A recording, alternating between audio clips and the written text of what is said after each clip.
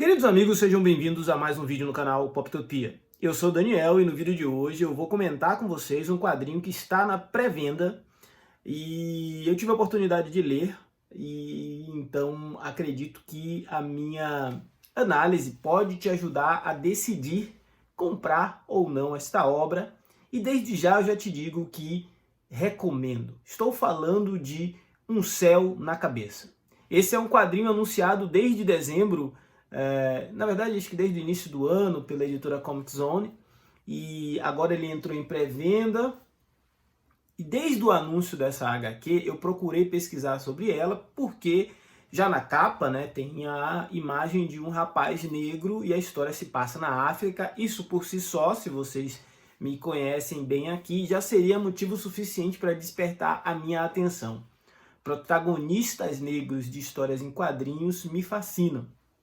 Uma história de quadrinhos que já ganhou diversos prêmios lá fora, obviamente, é deixar o meu radar ainda mais atinado. O arquivo chegou e eu tive a oportunidade de ler, e essa foi uma das leituras mais difíceis que eu fiz esse ano.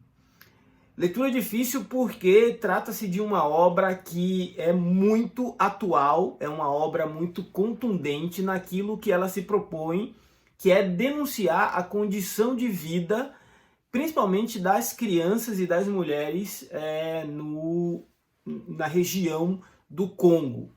Para quem não está contextualizado, o Congo vive uma prolongada guerra civil por conta de uma disputa entre grupos que se dividem entre apoiadores e não apoiadores do atual governo. Esse é um cenário extremamente potencializado para a violência por conta do legado da colonização. A colonização do Congo se deu pela Bélgica e foi uma das colonizações mais violentas que a história registrou, com massacres e condutas por parte do colonizador absurdamente desumanas.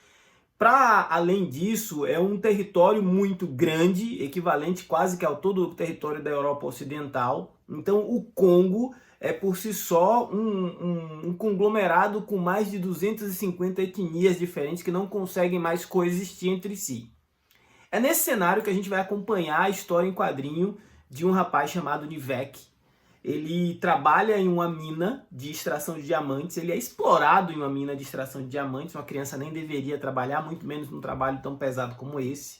E é nesse ponto de partida que a história começa, para que a gente acompanhe a escalada de drama que o Nivek vai passar nessa sua jornada, né? Ele sofre um acidente, esse acidente quase que extermina a sua vida, e a partir daí ele é observado pelos donos da mina, pela milícia que controla aquele lugar, para que ele faça parte do bando daqueles militares ali que dominam a região e que exploram a região. O Nivek passa por alguns rituais de iniciação, onde a linguagem e a expressão da violência fazem com que ele cometa crimes e barbaridades terríveis, mas é fazer aquilo ou ser morto. Então um jovem de repente vê sua vida em risco, na sequência salvo para ser conduzido a uma condição de soldado de uma milícia extremamente violenta, uma condição paramilitar, para usar um termo que a gente reconheça e entenda, mas de penúria, porque nem a milícia tem armas direito, nem a milícia tem alimentação direito. E é nessa brecha aí que o Nivek acaba conseguindo arrastar um amigo dele, que é o Joseph, porque tem habilidades culinárias, para essa jornada que poderia ser uma jornada de aventura, mas é uma jornada de dor e de sofrimento. Os dois, durante muito tempo, vão ficar ali com aquela milícia, e esse é o ponto de partida para a gente observar o quanto a África sofre até hoje as consequências de uma colonização selvagem, né? E esse quadrinho ele consegue colocar isso de uma maneira muito crua na tela. Você tem que estar preparado na tela, nas páginas. Você tem que estar preparado para ler uma história onde os autores, aqui no caso o Antônio Altarriba e o Sérgio Garcia, contam uma história sem fazer concessão.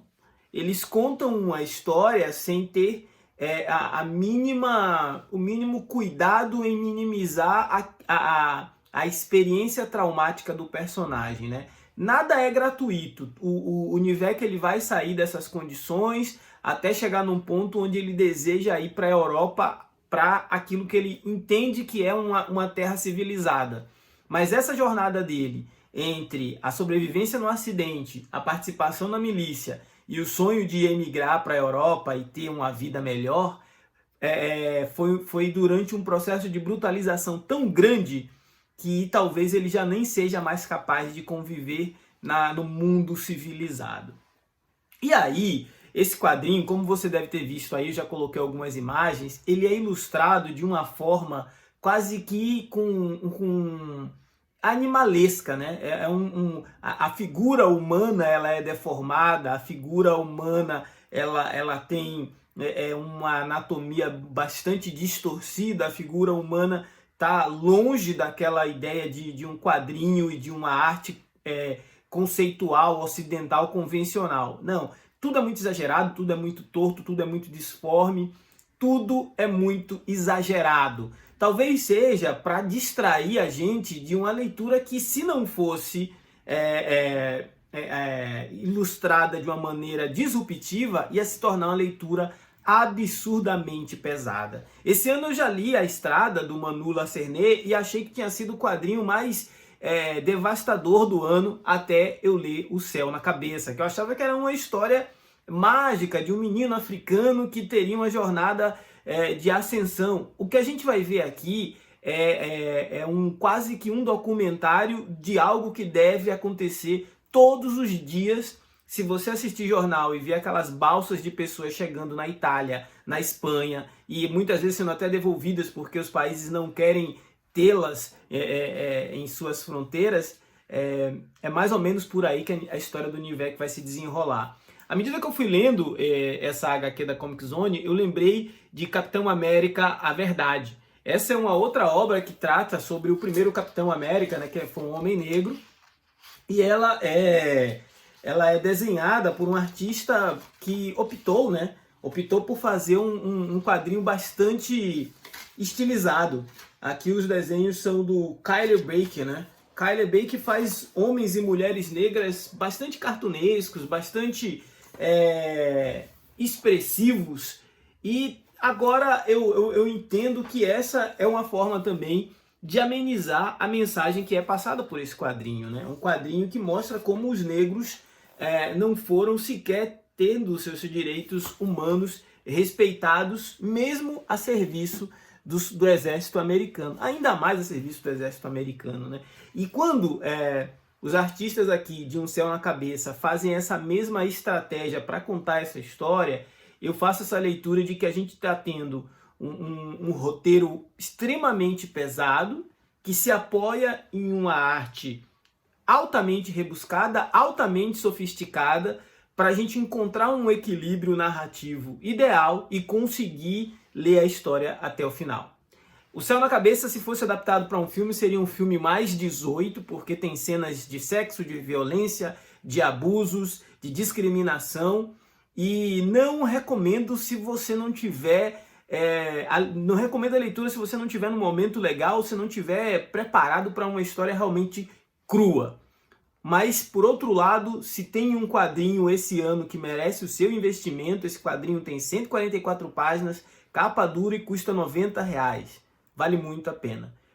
Para mim, O Céu na Cabeça já é um seríssimo candidato a um dos grandes lançamentos desse ano.